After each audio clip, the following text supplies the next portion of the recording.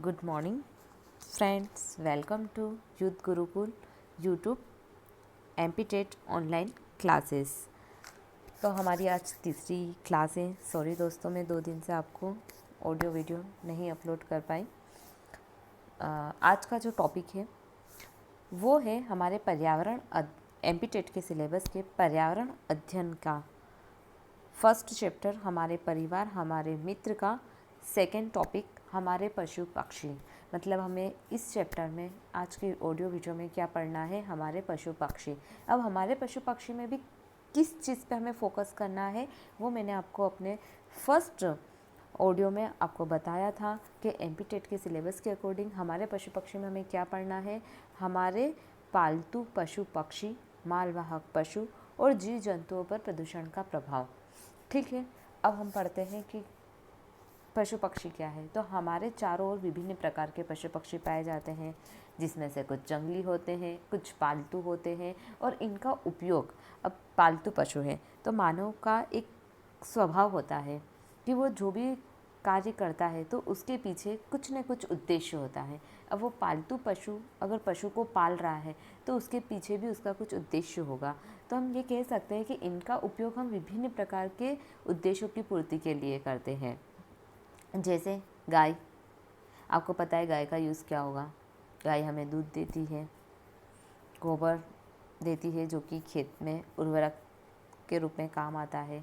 तो गाय, घोड़ा, घोड़ा क्या है, यात्रा करने के लिए काम आता है।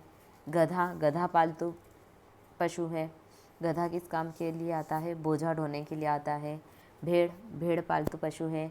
भेड़ क्या काम करती है, हमें ऊन प्रदान करती है। कश्मीरी ऊन भेड़ों से प्राप्त होती है। ठीक है।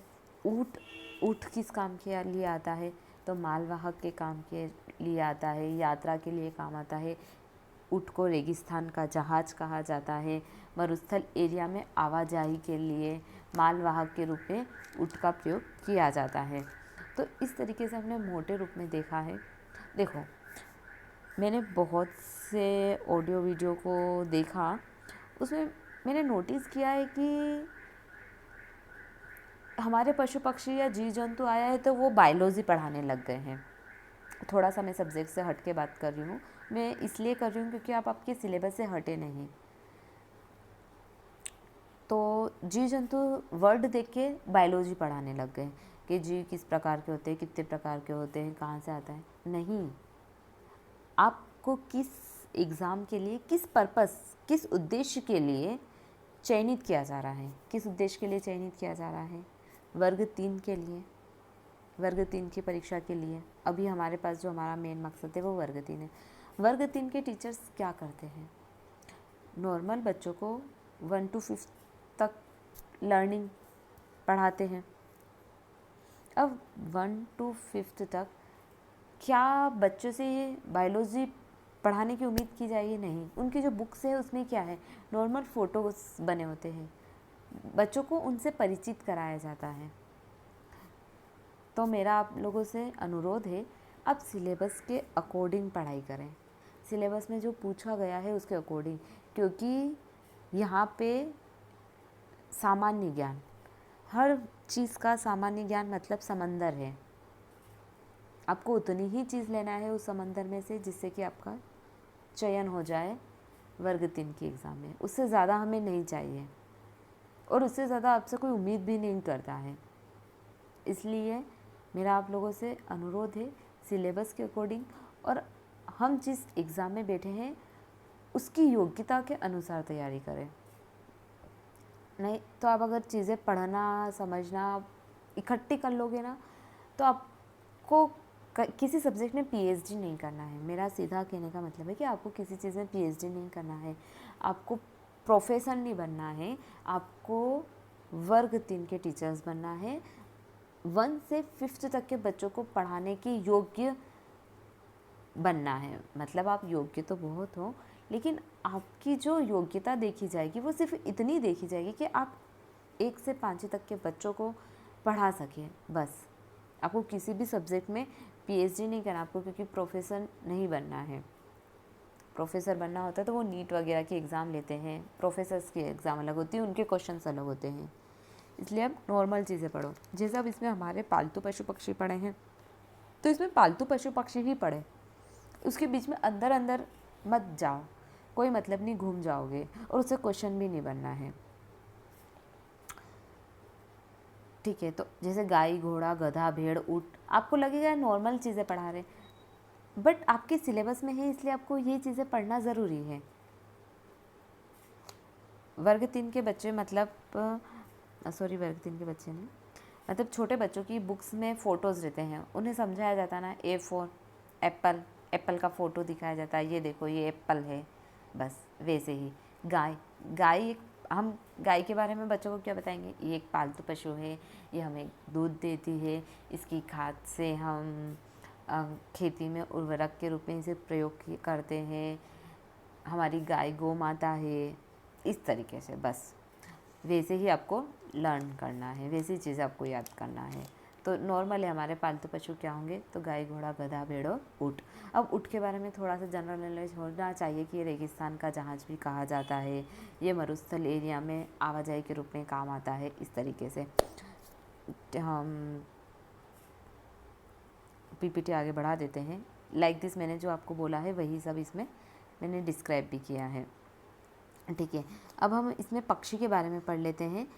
अगर पक्षी में देखेंगे तो क्या आएगा, तोता, कबूतर, मुर्गी, कौवा, जितने भी आसपास के पक्षी आते हैं इसमें।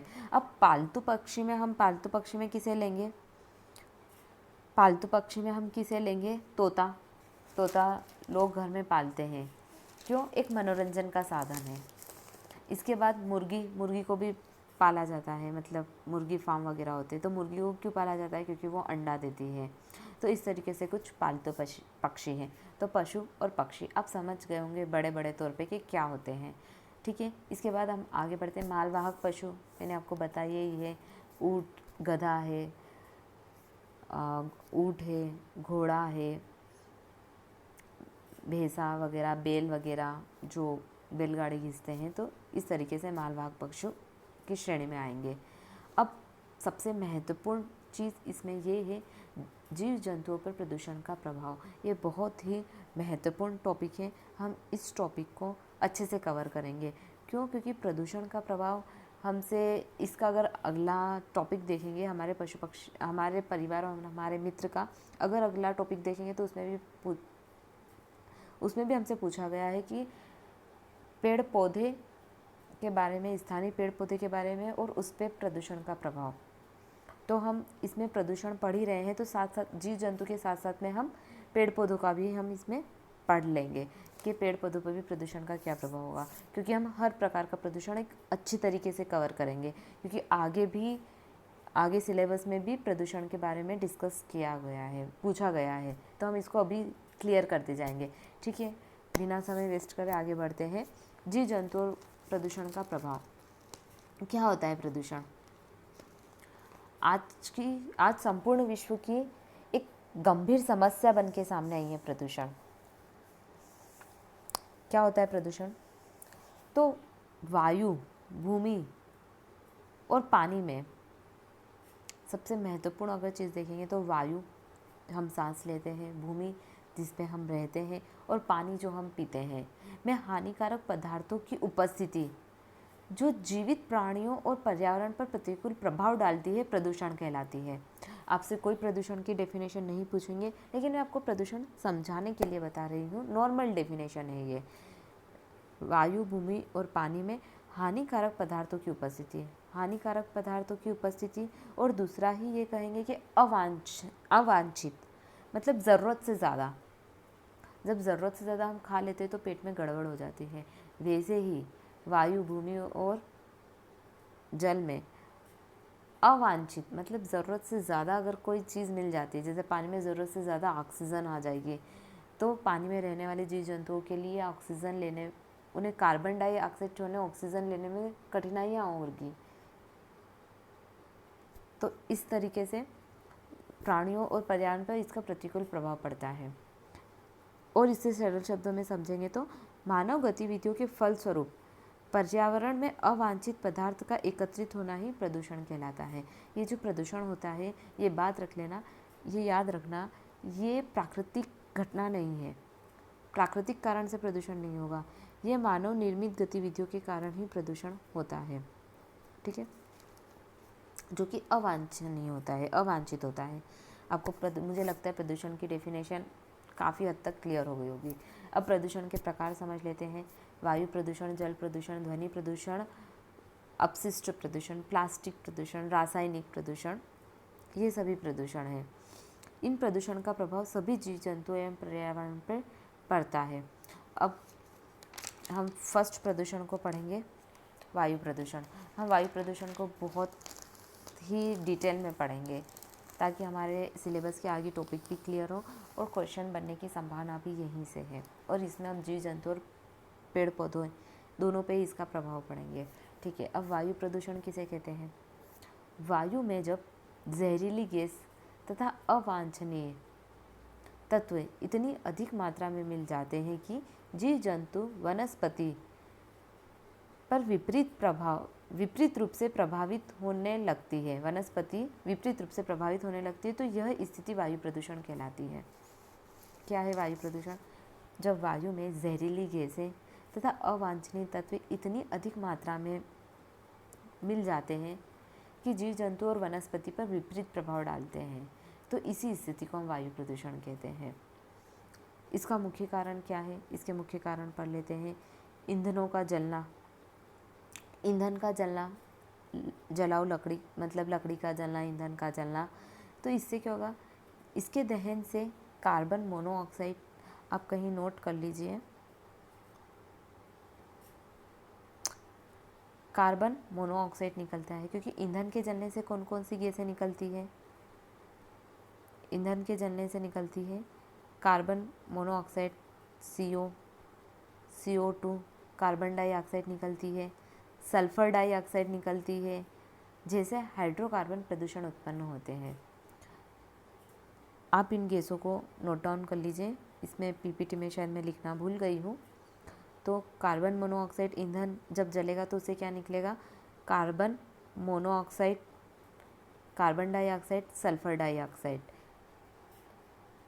जैसे हाइड्रोकार्बन प्रदूषण उत्पन्न करते हैं ईंधन। तो ईंधनों के जलने से वायु प्रदूषण होता है। मैं आपको carbon dioxide, carbon monoxide, sulphur dioxide पे इसलिए इतना जोर दे रही हूँ क्योंकि कभी कभी क्वेश्चन आ जाता है कि इनमें से कौन सा वायु प्रदूषक है। Carbon monoxide, carbon dioxide, oxygen, sulphur dioxide, मतलब कौन सा नहीं है, तो इसमें से क्या आ जाएगा? ऑक्सीजन नहीं है। और फिर कभी कभी पूछ लेते कि इनमें से कौन सा वायु प्रदूषक है, तो तीनों के नाम लिख देंगे और फिर बोलेंगे कि ये सभी, तो हाँ ये सभी। इसलिए इसमें आप कार्बन मोनोऑक्साइड और कार्बन डाइऑक्साइड जनरली सबको पता होता है कि ये वायु प्रदूषक होते हैं। इसके साथ एक और आप जोड़ लीजिए, सल्फर डाइऑक्साइड। ठीक है, सल्फर डाइऑक्साइड।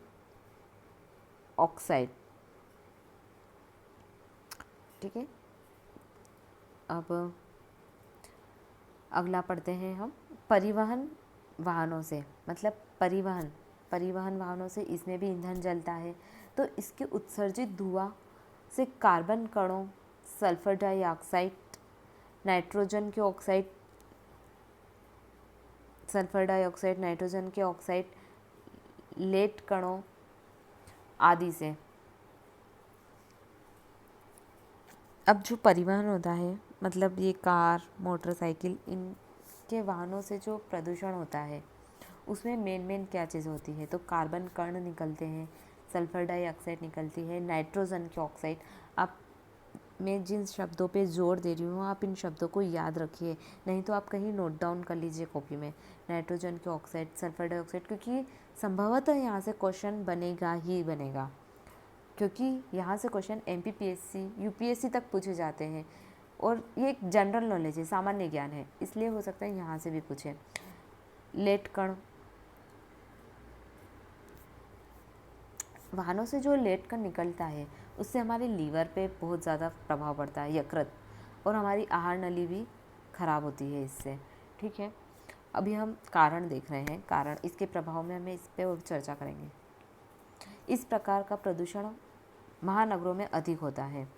जो वाहनों वाला प्रदूषण है वो महानगरों में अधिक होता है। हम देखते हैं महानगरों में ज़्यादा लोग रहेंगे, ज़्यादा गाड़ियाँ चलेगी, तो वहाँ ज़्यादा प्रदूषण देखने को मिलता है।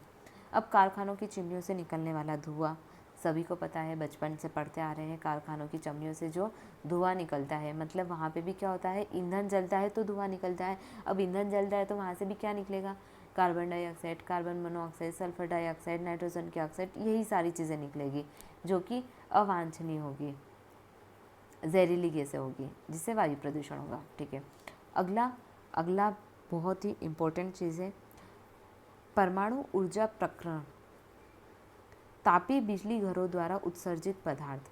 अब परमाणु ऊर्जा उद्योग प्रकरण कर दिया, प्रक्रम होता है ये, मतलब इंडस्ट्री, प्रक्रम है ये सही वर्ड। परमाणु ऊर्जा प्रक्रम या इंडस्ट्री, परमाणु ऊर्जा इंडस्ट्री, अगर आप अगर आपने कभी पढ़ा होगा हिरोशिमा नागासाकी, जापान का फुकुशिमा, जहाँ पे परमाणु संयंत्र में रिसाव हुआ था, उनका नुकसान हमें आज भी झेलना पड़ रहा है, तो वो वायु प्रदूषक है। जो परमाणु ऊर्जा संयंत्र लगे हैं उनसे जो जहरीली गैसें निकलती है वो भी हमारे पर्यावरण के लिए हानिकारक है।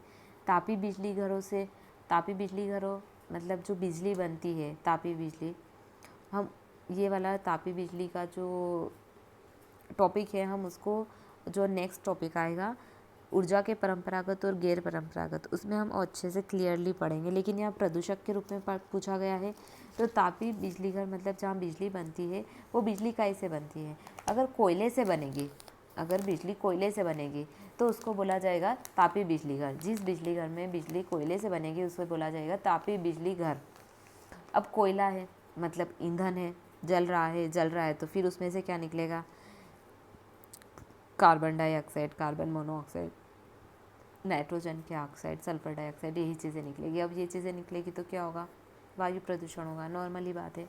ठीक है, इसके अलावा ये वायु प्रदूषण है एक गंभीर समस्या है।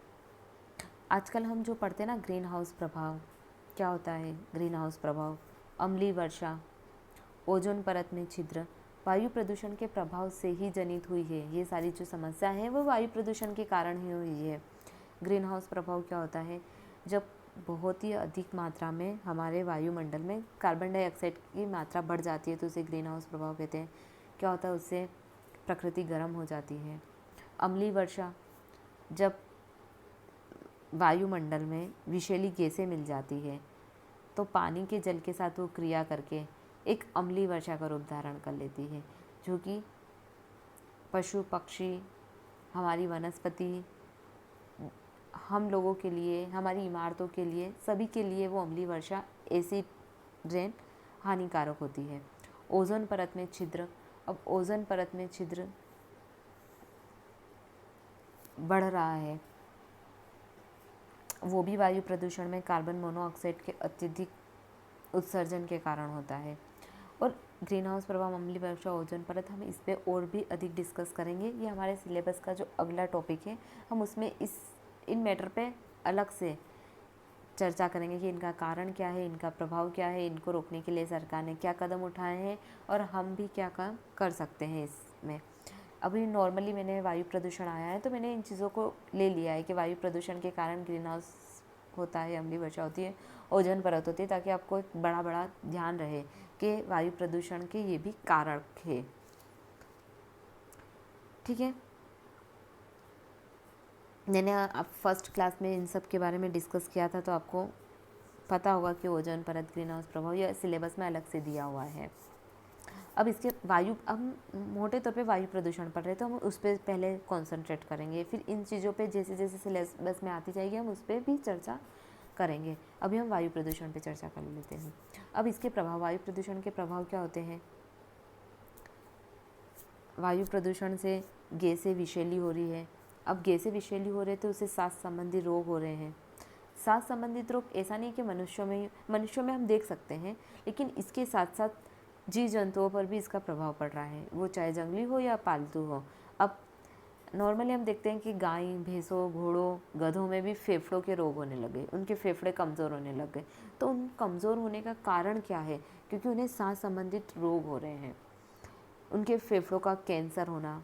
हमारे भी फेफड़े में बहुत से लोग कहते हैं कि यार उस बीड़ी सिगरेट, लेकिन बीड़ी सिगरेट तो हानिकारक है ही सही, लेकिन बिना बीड़ी सिगरेट वालों को भी कैंसर की बीमारी हो रही है। तो उसका क्या कारण है? तो उसका कारण यही है कि प्रदूषण, चाहे वो वायु प्रदूषण हो, भूमि प्रदूषण हो या जल प्रदूषण हो, प्रदूषण भी कारण है बहुत महामारियों का। तो फेफड़ों का कैंसर है, सिर दर्द है, आँखों का रोग है, मतलब स्किन की प्रॉब्लम है, ये सभी वायु प्रदूषण के कारण हो सकते हैं।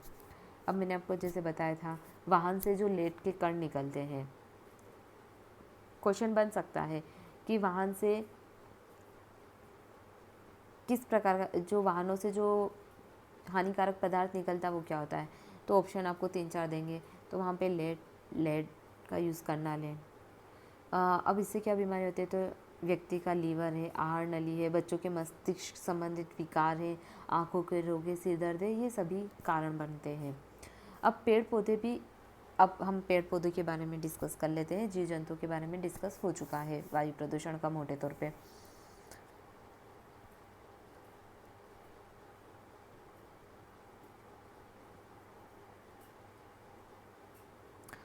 पेड़ पौधे भी अछूते नहीं हैं, इससे पेड़ पौधों पर भी वायु प्रदूषण का प्रभाव पड़ता है।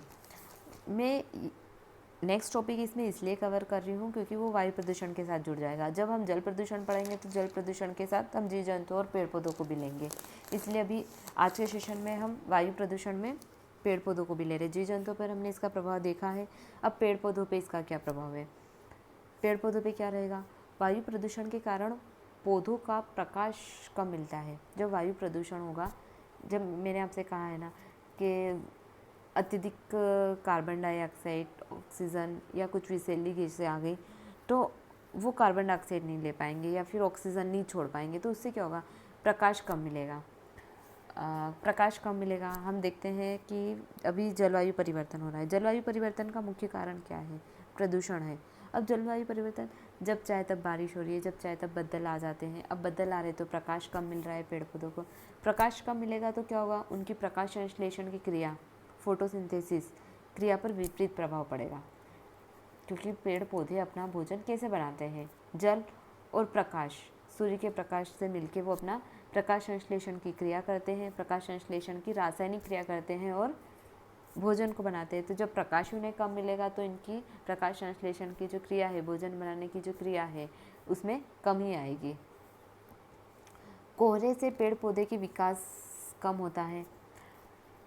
नॉर्मली हम देख लेते हैं कि दिल्ली वगैरह में देखते हैं, हमारे यहाँ कम दिखेगा लेकिन दिल्ली वगैरह में देखेंगे तो वायु प्रदूषण के कारण, विषैली गैसों के कारण वहाँ कोहरा इतना जम जाता है कि वाहन तक नहीं निकलते। ठंड में कोहरा जमता है तो जमता ही है, लेकिन इसके साथ साथ कोहरा वहाँ हर सीज़न में रहता है। तो कोहरे के कारण भी वही होगा, कोहरा होगा, प्रकाश नहीं मिलेगा। प्रकाश नहीं मिलेगा तो प्रकाश संश्लेषण की क्रिया नहीं होगी। प्रकाश संश्लेषण की क्रिया नहीं होगी तो भोजन नहीं बन पाएगा। भोजन नहीं बनेगा तो उनका विकास कहाँ से होगा?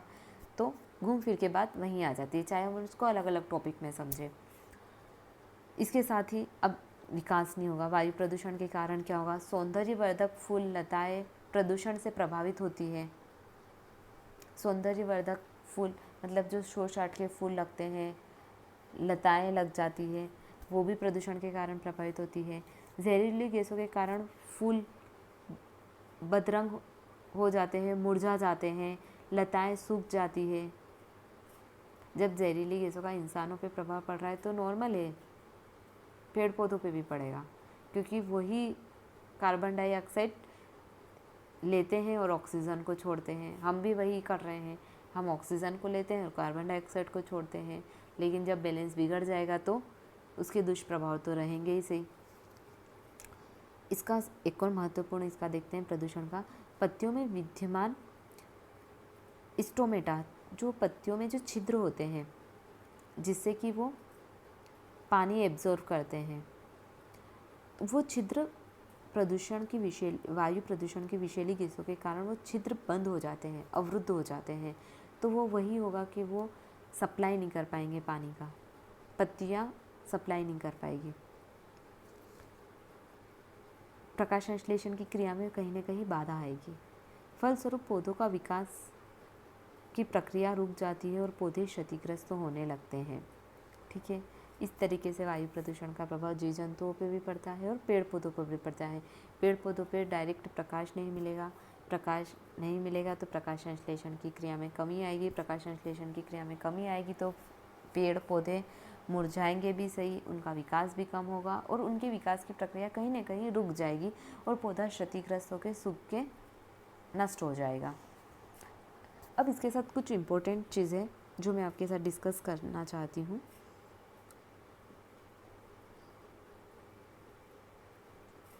कुछ पौधे ऐसे होते हैं जो प्रदूषक सूचक होते हैं। कुछ पौधे ऐसे होते हैं जो कि प्रदूषक सूचक होते हैं, जैसे कि लाइकेन और मास। इसे आप थोड़ा सा नोट कर लीजिए, इम्पोर्टेंट चीज़ें। अब लाइकेन क्या होता है और मास क्या होता है, ये दोनों ही बहुत ही संवेदनशील पौधे होते हैं और प्रदूषक का सूचक होते हैं। प्रदूषक का सूचक मतलब ये कि लाइकेन जो होता है, पहले हम लाइकेन की बात कर लेते हैं, उसके बाद मास की बात करेंगे।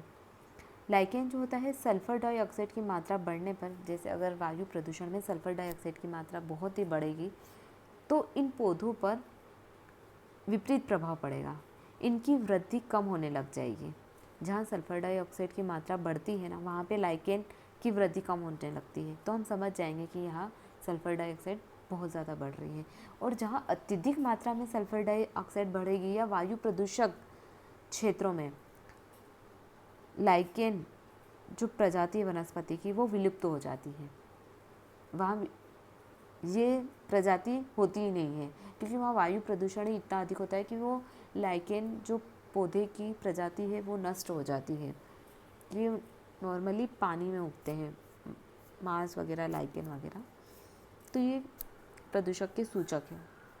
उसके बाद मास क्या होता है, बायोफाइट पौधा है, ये प्रदूषण कणों को अधिक मात्रा में अवशोषित कर लेते हैं। जो मास होते हैं वो क्या करते हैं कि जो वायुमंडल में प्रदूषक तत्व होते हैं उनको एब्जॉर्ब कर लेते हैं, मतलब वायु को प्रदूषित नहीं होते हैं, उनके विषैले पदार्थों को वो खुद ग्रहण कर लेते हैं मास।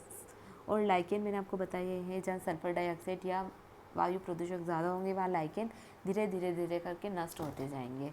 ठीक है, अब ये हो चुका है।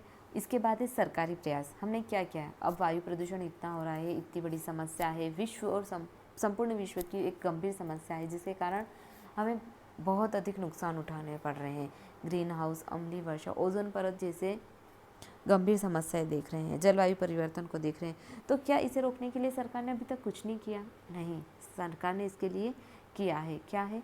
वायु रोकथाम और नियंत्रण अधिनियम 1981। ये अधिनियम लेके आए हैं।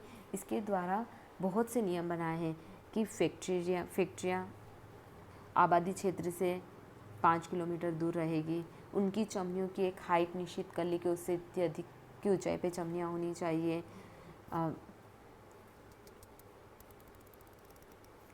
अनेक प्रावधान किए गए हैं इसके अंतर्गत। जुर्माने का भी प्रावधान किया गया है ताकि कंपनियां या फैक्ट्रियां में अगर बोलेंगे तो फैक्ट्रियां इस पे वायु प्रदूषण में नियंत्रण रखें। 1981 का एक्ट आया है। इस तरीके से ये नॉर्मल मैंने आपको सामान्य ज्ञान बांटा है, विशेष ज्ञान नहीं बांटा है। मेरे सारे लेक्चर्स में आप देखोगे मैं आपको नॉर्मल चीज़ें बताऊंगी और उसी में से ही क्वेश्चन आते हैं। आप कोई सा भी पेपर उठा के देख लीजिए, ज़्यादा टफ क्वेश्चन नहीं पूछते हैं, नॉर्मल क्वेश्चन पूछते हैं। इसलिए आप चीज़ों को ज़्यादा से ज़्यादा रिवाइज़ करना। मेरे वीडियो ऑडियो आप सुनते हो, उसके बाद आप उसमें से ये ऐसे बहुत ही महत्वपूर्ण चीज़ों का ही मैं PDF बनाती हूँ। आप उस PDF को हार्ड कॉपी निकाल लीजिए या फिर नोट डाउन कर लीजिए कहीं, ताकि उसको बार बार रिकॉल कर सको। ठीक है, तो आज का सेशन हम यहीं समाप्त करते हैं। इसके आगे मैंने आपको क्वेश्चन दिया है, आप उन क्वेश्चन को सोल्व करिए, बहुत ही इजी है। जैसे निम्नलिखित में से कौन सा वायु प्रदूषक का स्रोत नहीं है? तो मोटर वाहन के निर्वातक, जलाऊ लकड़ी का जलना, पवन चक्की, कारखानों का धुआं। अब आप इसमें से डिसाइड करके आप इसमें से बता सकते हो कि कौन सा वायु प्रदूषक नहीं है। इसी तरीके के क्वेश्चन आएंगे, नॉर्मल क्वेश्चन आएंगे। फिर भारत शासन द्वारा वायु प्रदूषण निवारक नियंत्रण अधिनियम कब लागू किया गया है, नॉर्मल क्वेश्चन है जो कि मैंने आपको इसमें डिस्कस किया है। इसके अलावा भी इसके बहुत से क्वेश्चन बन सकते हैं। हम ऑब्जेक्टिव क्वेश्चन की तैयारी करेंगे, लेकिन पहले हम अपना बेस बना लें, थ्योरी कर लेते हैं थोड़ी, उसके बाद हम ऑब्जेक्टिव। आज का सेशन हम यहीं समाप्त करते हैं। और हम आज जैसे वायु प्रदूषण पढ़ा है, कल हम जल प्रदूषण, भूमि प्रदूषण, रासायनिक प्रदूषण के बारे में थोड़ा थोड़ा विस्तार में पढ़ेंगे, ताकि हमारा ये जीव जंतु और पेड़ पौधों पे प्रदूषण का प्रभाव अच्छे से क्लियर हो जाए। और ये महत्वपूर्ण चीज़ है, इसलिए थोड़ा सा लेंदी रहा आज का वीडियो। जय हिंद, जय भारत दोस्तों। कल फिर मिलते हैं हम